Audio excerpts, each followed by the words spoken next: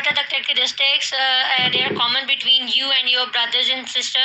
Probably if you're having straight hair, you could resemble it to your brothers and sister. If you guys have both, like all of you have black eyeball, it is also matchable. The heights are, no, not the heights, the eye color, the shape of nose is also matchable.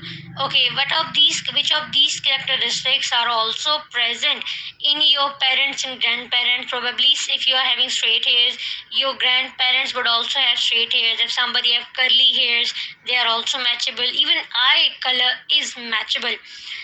What conclusion do you draw from the previous observation? I mean, like from these two observations, we drew a conclusion that the gene or set of information was transmitted from grandparents to the parents, and that same set of information was transmitted to the offspring. So all of these three generations are having a same gene code, that all of them should have same eye color or same hair shape. I mean, like straight hair or curly. So we can see that for question number 4, these are the heredity characteristics which are transmitted from one generation to the next generation. They could include eye color, they could include the even eyelashes, eyebrows shape.